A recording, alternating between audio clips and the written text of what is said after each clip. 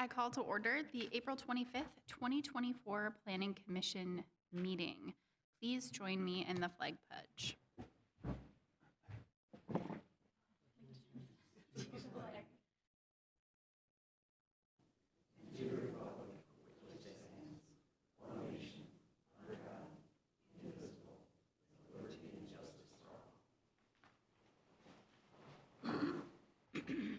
Ms. Morrow, will you please take a roll call? Zuzak. Here. Kalusa. Here. Tinsley. Here. Marovich. Here. Zimmer. Here. Ike. Here. Swenson. Here. All right, agenda item number 3, election of officers. Fellow commissioners, any motion? Madam Chair, Yes. I motion to nominate Jenna Marovich to the office of Chair and to nominate Christine Zimmer to the office of Vice Chair and to close nominations. Let's take like all aye. What? Oh, and okay, motion and a second.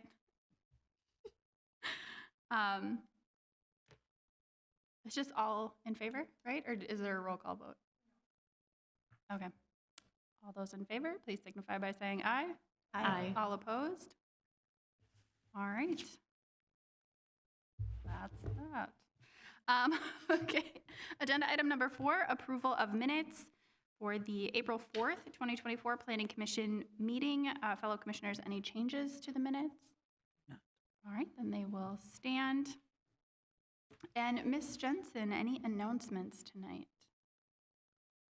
Good evening, Commissioners. You have 2 handouts before you. One is an email from a neighboring homeowner regarding Agenda Item 6A, the Superior Sand and Gravel IUP, and the other is proposed revised language regarding commercial car washes in commercial and mixed-use districts, and that is for Agenda Item 6B, the zoning ordinance amendments. And that's all I have for you this evening. All right, thank you. All right, agenda item number 6A, the Superior Sand and Gravel IUP. This is a public hearing, so anyone wishing to speak at the public hearing, please sign the sheet at the back of the room. And then it looks like we have John Fritz, who will present a brief overview of the project.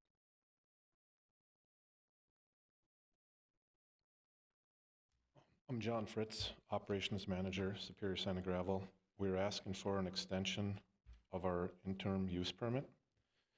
In 2023, CenterPoint Energy abandoned their gas main, which left aggregates to be processed in this area. It's very important in the metropolitan area not to leave aggregates in the ground. They are running out.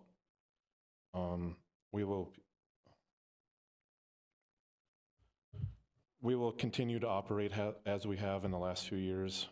We'll have signs up for, I know tailgate banging was a problem in the past. We have signs up, and the loader operator does a really good job of directing truck drivers, so we respect our neighbors.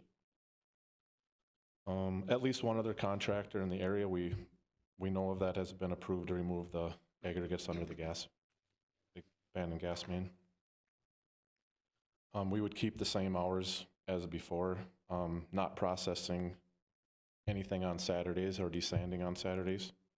Monday through Friday, 7 to 7.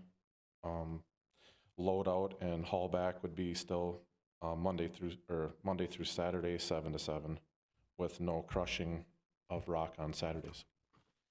Okay, thank you.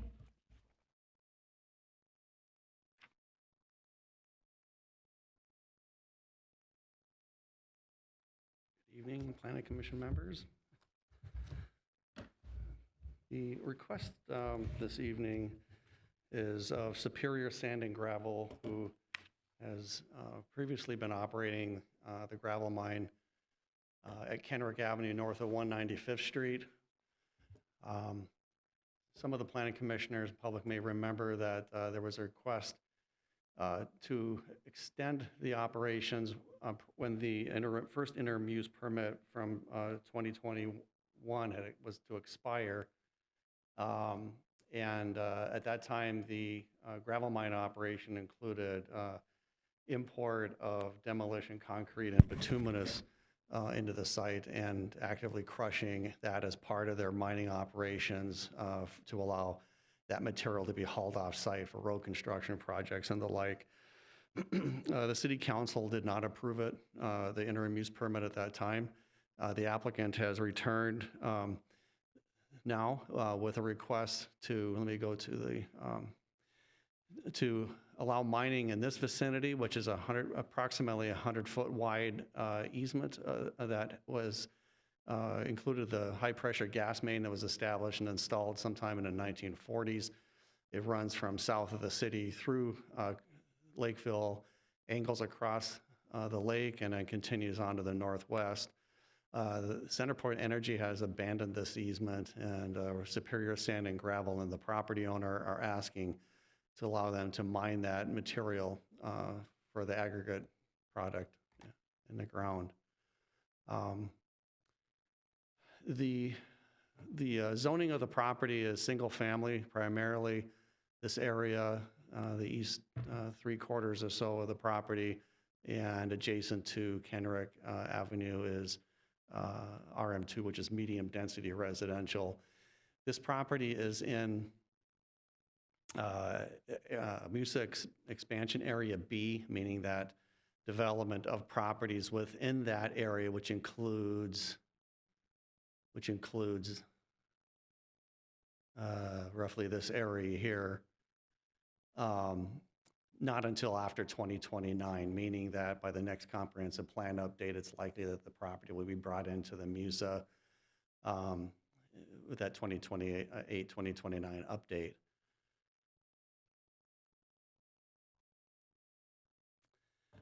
This is the property here. This MUSA expansion area B, and again, that includes all these properties down to the vicinity of the creek that crosses below the interstate into Lake Marion. There's a trucking company that's in this property here, and then north of that is the properties, the sign, sorry, the name escapes me, but the safety signs company and an outdoor storage area on those properties. This map represents the aggregate resources as identified in the comprehensive plan, and the source of this information is from Metropolitan Council, I believe. The areas that are outlined here show potential gravel deposits throughout the city. This is the subject property right here. This area here has been mined and reclaimed. This area here is developed. This property here, this property is developing rather. This area is undeveloped, I should say. This is a property north of where the Aggregate Industries gravel mine is. That is this vicinity here. That's been mined. This area here is mostly under construction now with commercial and residential development. And south of the interstate, these areas are also potential gravel mine resources. However, the comprehensive plan also states that only areas that are in expansion area B, not in the current MUSA, can be should be approved for gravel mining. This map represents the areas in Lakeville that have been mined. This is the area of Spirited Branch and Farms, the mining portion, primarily commercial, elementary school, high density residential in this area. Up in the area of Buck Hill Road, this area had been mined. This again is the Aggregate Industry Sheely gravel pit that's been reclaimed, and as Ritter Farm is the first phase of residential development in there, Ritter Farm, or Ritter Meadows, I should say. And then these areas represent other gravel mines that have been in place, Cass Business Park, and these were primarily brought into play when the interstate was constructed in the early 1960s, and those have been partly reclaimed. Some other areas will have to bring in fill prior to development. Again, all this area is outside the MUSA. Again, this is the area that's within that easement area that is proposed for mining. You can see that this area here has been largely reclaimed to finished grade.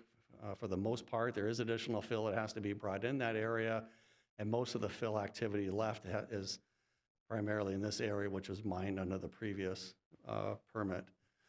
When the interim use permit expired after it was not extended by the city council, the operator was allowed to remove the stockpiles that had been mined and sorted at that point and allowed to use under a grading permit to bring fill material into this property until such time is brought up to a level for gravel mining, or for residential development. This map is the restoration plan. It shows the grading contours that are proposed, and it shows the location of the gas main easement area that is proposed to be mined. These contours here, I believe, are existing, and then the proposed again is the blue. You'll notice next to the lake, consistent with the first plans that mining permits that were approved beginning at least since the early 90s. This area here is a protective bluff area that the city's park and open space plan shows the city acquiring all or in part when development of the property, residential development of the property is proposed. The idea is to extend a trail corridor, finish the trail that ends at Casperson, starts down in Juneau Trail, 205th Street, and it would extend along this bluff line below the freeway and out to Ritter Farm Park and Murphy Hamilton Park eventually.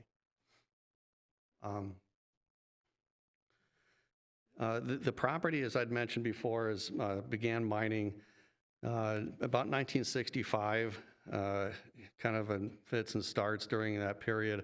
In 1993, the operator returned for more extensive mining operations and to start hauling in fill material. There was a slowdown sometime in the early 2000s, and then they returned back in 2011 with a more ambitious plan, primarily to allow fill to be brought in the same time that they're finishing the gravel mining of the property. That expired in 2021.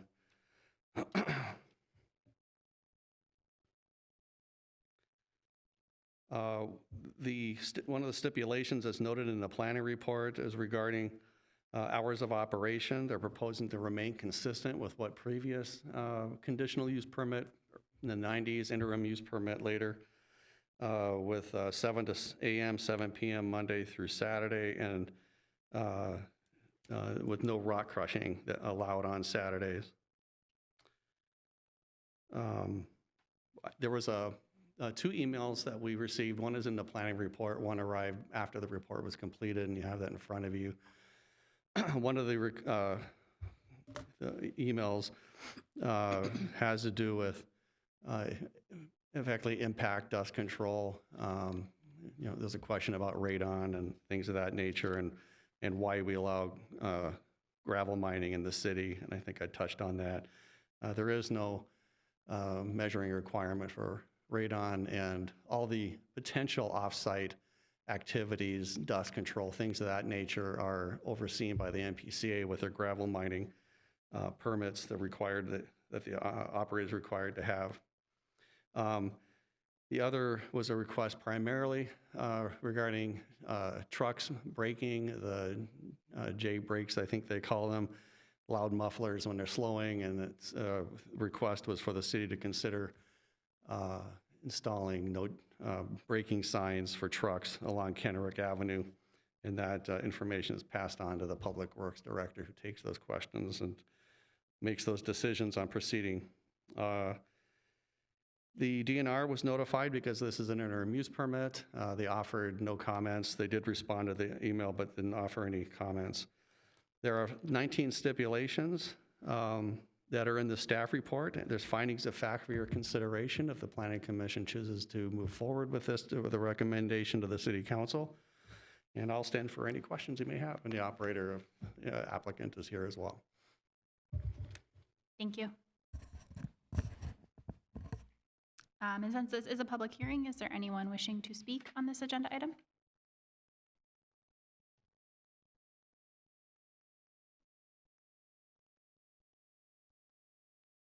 Hello. My name is Evan Easton. I am a resident on Lake Marion. I live just north of the mine. I'm pretty familiar with the history.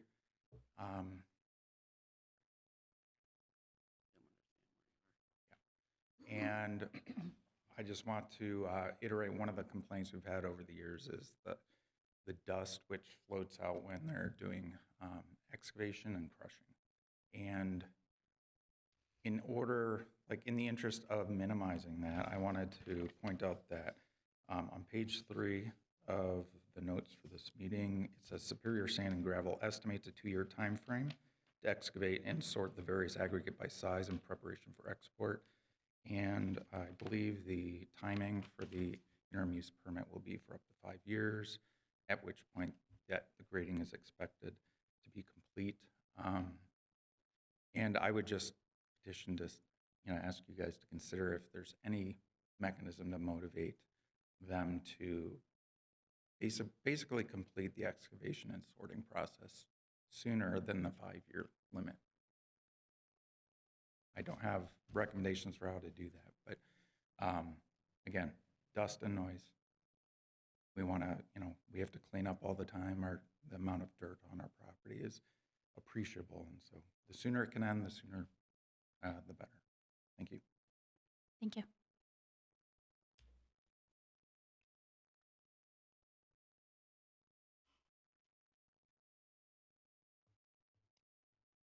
Any additional comments for the public hearing? Madam Chair, Yes. make a motion to close the public hearing? Second? I have a motion and a second to close the public hearing. Please, all in favor, please signify by saying aye.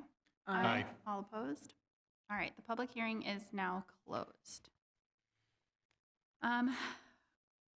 So to answer the question, Mr. Fritz, do you believe it's possible to complete the project in less than the 5-year timeframe? That all depends on the market and how material is moving in the economy. We just asked for that time. We don't necessarily think it'll take that long, but if it did, we would want that room. Okay. Can you expand a little bit, I guess, on the market? So, It would be road projects, housing developments, houses being built. so people purchasing the product. Correct. So you don't take it Yep. out until you have somebody ready to purchase it? Right. Okay. Okay, thank you. I'd have one question for Mr. Fritz.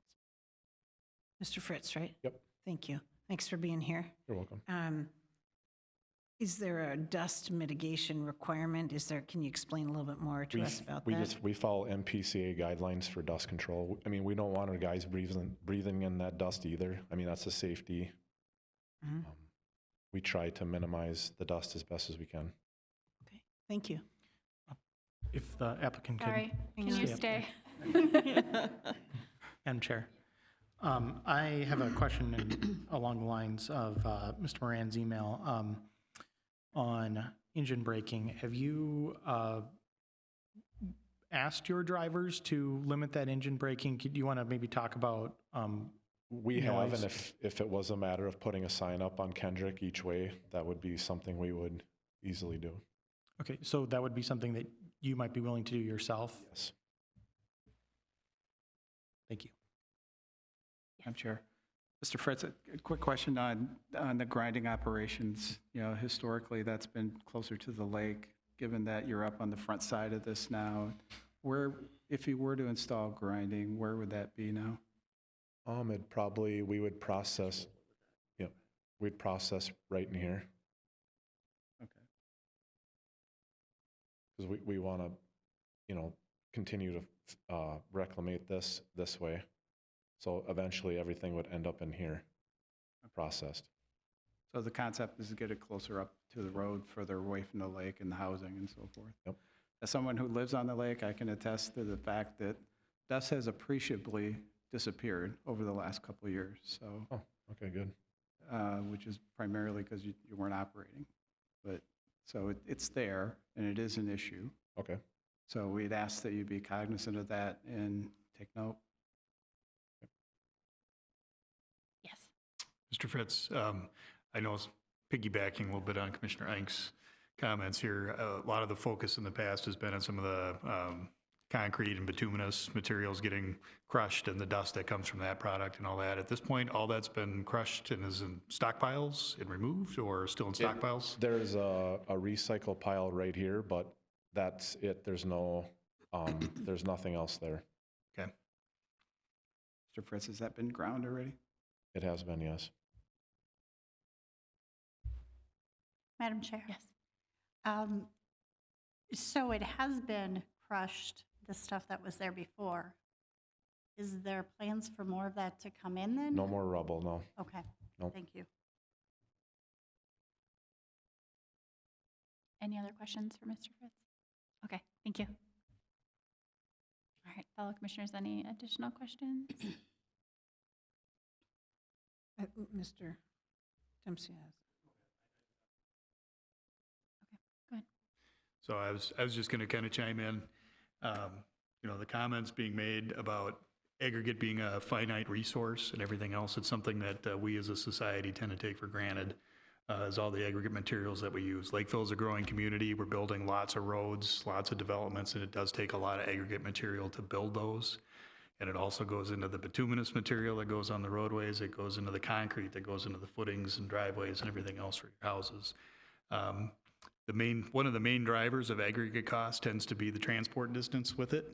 And so the fact that we have a local resource here is one of the reasons why it's kind of outlined in our comp plan as being a resource that should be protected and used when it's there. And it's this is a case where I look at it and I kind of put my hat on and say that this has been a viable site for gravel in the past. The materials have been usable.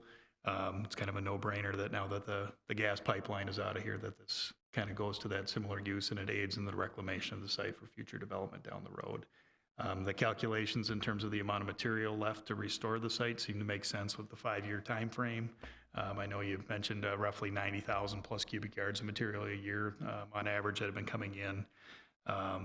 That would kind of like be a 4-year time frame if that continues. But like you said, the market can change. Things can change dramatically depending on what projects are going on and where development goes. So the time frame seems reasonable. Material seems reasonable to remove now that the pipeline is gone. And those are all reasons that I'm going to be voting in support of this tonight. Thank you.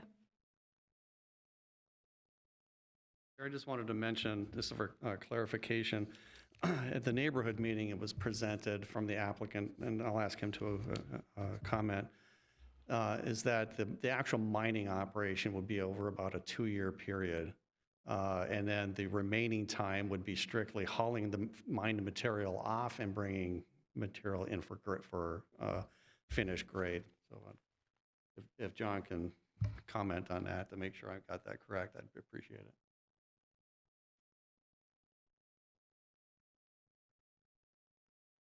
Yeah, the processing of this is at a 2-year duration, and then the rest of the time is loading out stockpiles Okay, that's good clarification. Thank and you. reclaiming as we come, yeah.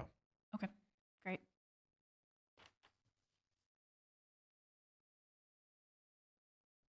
Fellow commissioners, any additional comments?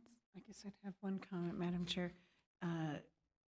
How do we amend, what would be the proper language to amend the motion to allow Mr. Fritz to put up signs?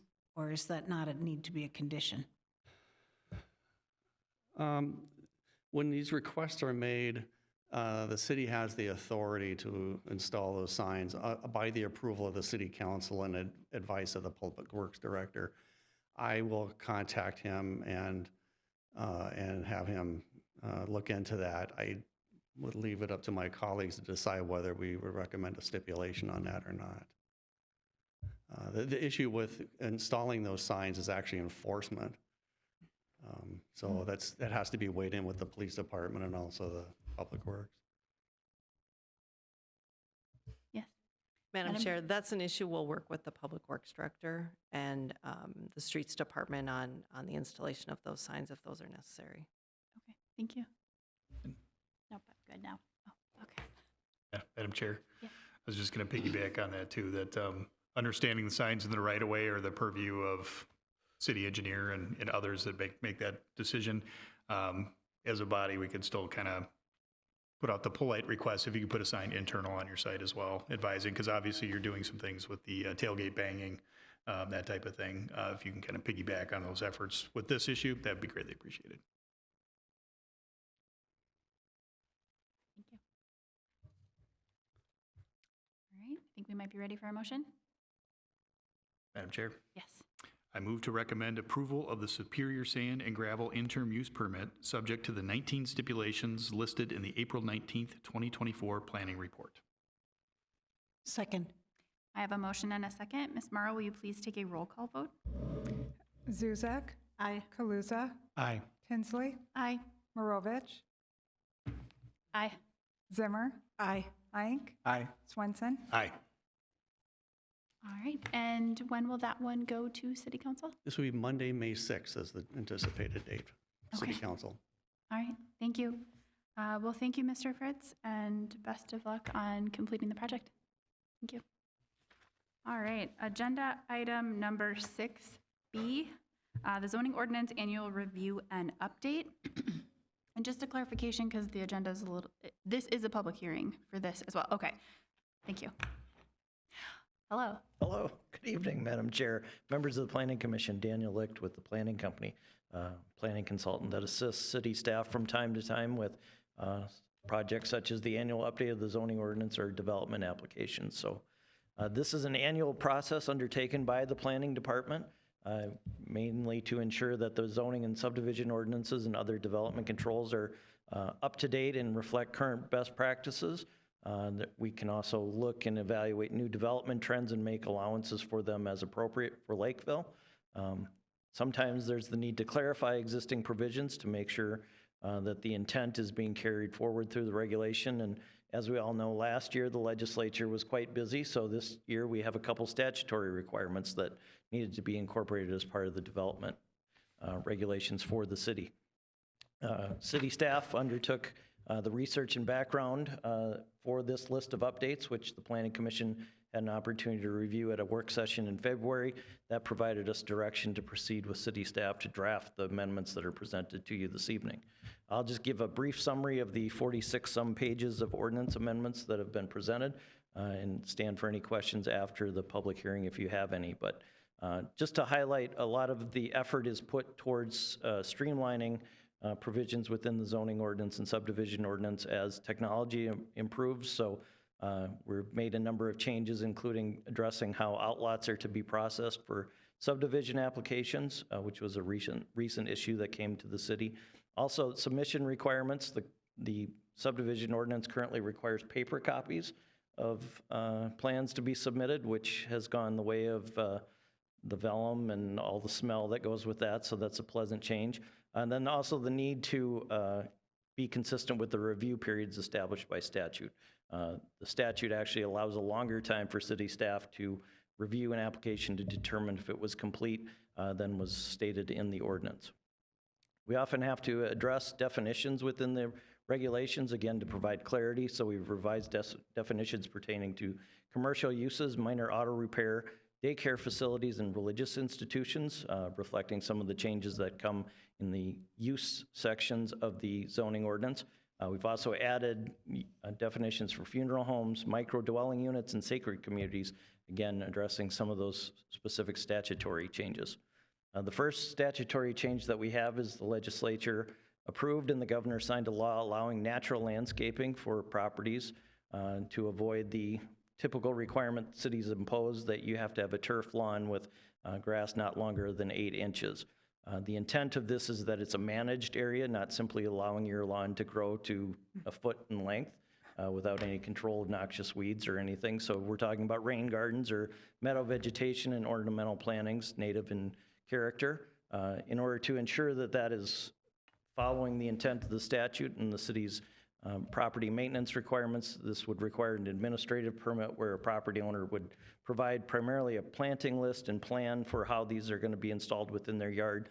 There is a setback requirement included so that natural landscaping isn't directly up against a property line or a public right-of-way where those plants may migrate over time. And there's also the need to provide a management plan so that, again, this isn't simply just allowing things to go wild, but It is in fact managed so it doesn't become a public nuisance. Some changes to education uses. First of all, deleting the term latchkey is that applied when I was in elementary school. So now we're expanding the term daycare to include Head Start, early childhood education, and also expanding allowances for adult education to mixed use in commercial zoning districts. This basically reflects how these uses are operating today within the public schools in Lakeville and the private schools as well, and then expanding opportunity for adult education. Sacred communities, again, another item authorized by the legislature in law this past session. Essentially, churches and other religious institutions are allowed to establish housing within tiny homes meant to provide housing for people of extreme affordability needs. So all the provisions are allowed or are outlined by state statute saying the city must allow this as a conditional use for any religious institution.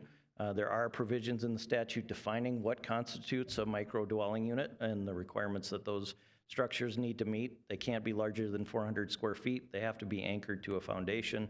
They have to have access to water and electric utilities, but not necessarily the dwellings. If they have access to the principal building, that's sufficient. The conditional use permit includes the requirement for an operations plan, and the principal use an operator has to provide insurance for the property as well. There's also the need to address access for emergency vehicles and off-street parking. We don't have standards specific to that in these conditional use permits other than would apply generally to that type of process. With one of the future items coming up and being a review of off-street parking standards, we'll add that as part of that future topic. There are restrictions on the occupancy that are set forth by statute. It's a little ambiguous how it's defined by statute, so this will be one of those topics that's interesting to see how it is implemented going forward. City staff has spent a lot of time working on the topic of car washes, which seems to be one of the most popular forms of commercial development these days, and trying to update the current standards to reflect the contemporary design of car washes. You know, one of the primary issues, of course, is noise mitigation, either from the car wash itself or the vacuums. So city staff has worked with developers of these uses, and that is the reason for the revised language that you have on the dais this evening, addressing how that regulation requiring the doors to be closed during operation would apply. These automated facilities have the door open as you approach. As you're coming out the dryer, the door starts opening so that your car doesn't run into the dryer. So that's been tweaked slightly, but still meets the intent to have the doors closed for the majority of the operation to contain that noise. We also put in place a noise limit for vacuums and require that they be separated from residentially zoned property. Again, primarily for noise mitigation, not only in terms of the sound level, but also that continuous noise, which can be a distraction or a compatibility issue. Hours would be limited to 7 a.m. to 9 p.m. unless further restricted by the City Council due to noise compatibility issues. This use is proposed to be added to the M2 mixed use district, which is established along Cedar Avenue. Planning Commission has had discussions with a potential developer at the intersection of 179th and Cedar Avenue, just south of the Crossroads development, where this type of use would certainly be appropriate, given the context of the existing commercial uses in the area. There is a specific provision in this section that states that the car wash can't be within 500 feet of the Cedar Avenue corridor. So that's intended to protect the intent of this district to establish a unique character along Cedar Avenue for this zoning district. And that site plan that the Planning Commission previously reviewed does comply with that. The changes also would remove car washes from the C1 neighborhood commercial zoning district. That zoning district only exists in 4 or 5 places as single parcels, all of which are fully developed. Most of those parcels exist adjacent to single-family neighborhoods, so it wouldn't be an appropriate place to have a car wash use, even with the performance standards that are being proposed in addition to what's existing today. So simply removing that from the list of uses. An additional item that we're presenting tonight, the zoning ordinance currently allows public parking lots within the mixed use and commercial zoning districts as a permitted use. which means by right, someone can come in and present a plan to develop a parking lot. The advent of electric vehicles presents a new commercial opportunity that you could have a parking lot full of chargers as a revenue source, not only for parking, but that specific purpose, the same as a fueling type facility. Until the city has an opportunity to develop standards that would be appropriate and determine where those locations should be, we're proposing to amend the zoning ordinance to state that the allowance of public parking lots would only be City of Lakeville facilities in those zoning districts for the time being. That mirrors the existing language that's for public parking within the commercial central business district currently. And again, this would be a topic for future discussion. Some of the other topics included in the zoning ordinance update include a change in minimum tree size for evergreen trees to reflect availability of nursery stock. It's also worth noting that 8-foot evergreen trees are harder to establish than a 6-foot tree just because of the stress to the more mature tree. So that probably has a better long-term benefit in terms of screening, even though you're 2 feet shorter. Changes to outdoor storage requirements to make them consistent, whether you're storing semi-trailers and land sea containers versus other items to require a hard surface. Also making allowance for that as an accessory use within the office park zoning district. Home occupations with obviously the changes to how people are working from home since the COVID-19 pandemic, allowing opportunity for one non-resident employee for a home occupation provided that the use isn't a service business such as hairstylist, massage, et cetera, so that there isn't traffic being generated by an additional employee, but simply it's related to the operation of the business. A clarification on motor fuel signs from a prior amendment to just clarify some of the reference sections within the zoning ordinance, and then finally, clarification of transition requirements that were put in place with the 2000 zoning ordinance update when the zoning ordinance was amended to establish specific zoning districts for townhouses and multiple family uses. There was this buffer requirement put in to protect existing single-family homes within RS1, RS2, or RS3 zoning districts. Because of the way the city has evolved since the 2000 zoning district and also the implementation of the smaller lot RS4 zoning district, there was some incongruity as to how that would be applied to current development. So those changes change that and basically limit the application of that to those prior existing neighborhoods. And again, that is the summary of the existing ordinances. The Planning Commission still has additional work to do this year, including off-street parking requirements. A lot of these sections that are coming up are basically being generated because these individual chapters have been amended over time to a great extent that they've become somewhat disjointed and confusing. I would say rule of thumb is if your section reference is more than an inch long in text, there needs to be some changes and reorganization done to make it easier for people to follow. So that certainly applies to the off-street parking requirements, the sign ordinance updates. Certainly an opportunity to review the affordable and attainable housing provisions in the zoning ordinance consistent with the comprehensive plan. And then again, reflecting on the idea that we need to keep the zoning ordinance up to date with trends in commercial development and other types of development, reviewing the specific uses allowed in each zoning district and how those uses are allowed either as permitted, conditional, or interim uses. So those again will be undertaken yet this year. As it stands, city staff is recommending approval of the ordinance amendments as presented in our memorandum from April 17th with the additional changes presented on the dais this evening.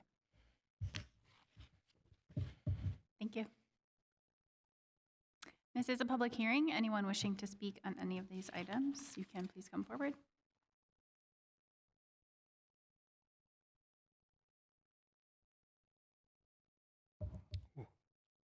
Hi, everybody. My name is Alex Chiquini. I will sign my name on the way out.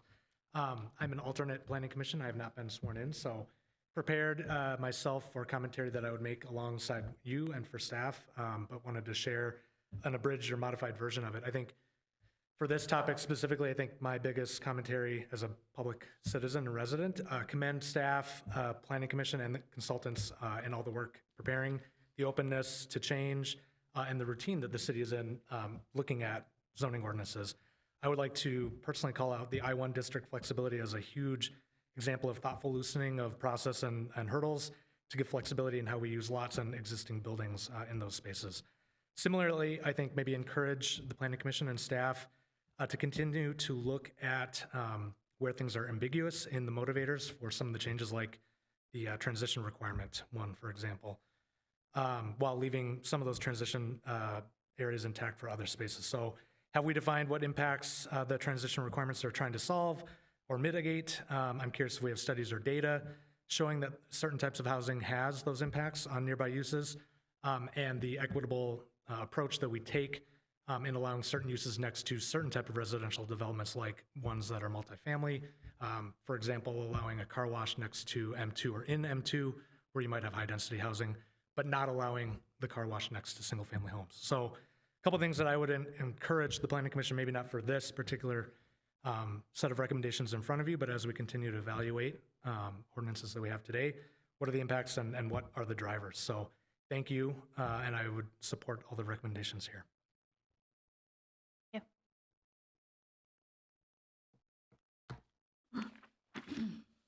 Any additional comments for the public hearing?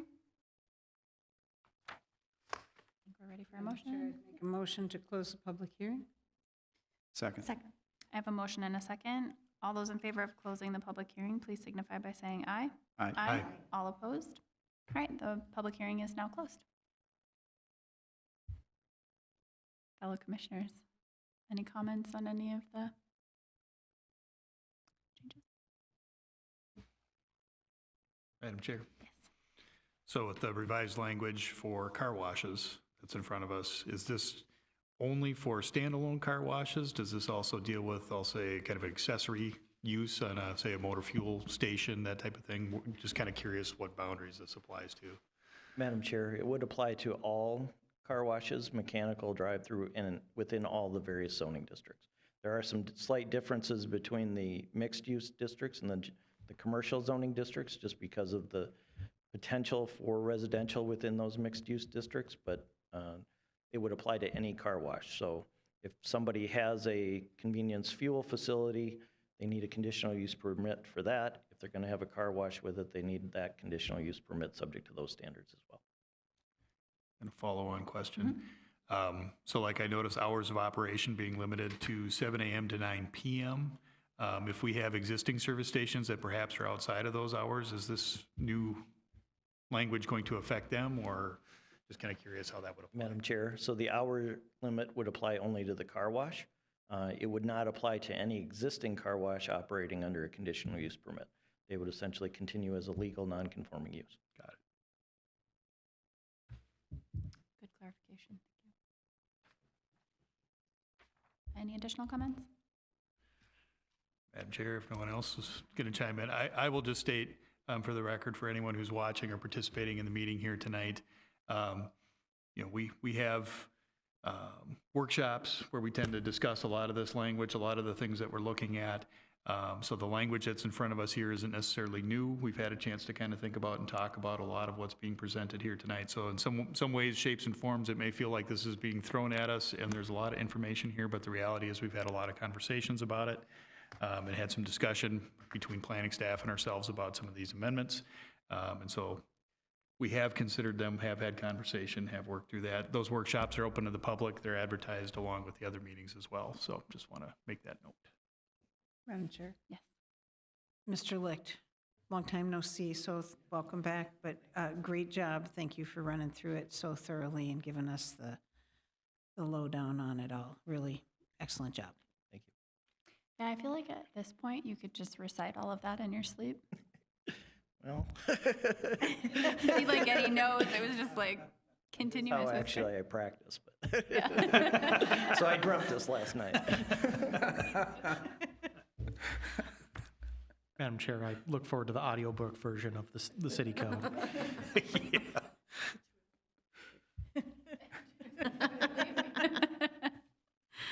All right, if there are no additional comments, Madam Chair, I motion to recommend approval of the amendments to Titles 10 and 11 of the Lakeville City Code as amended.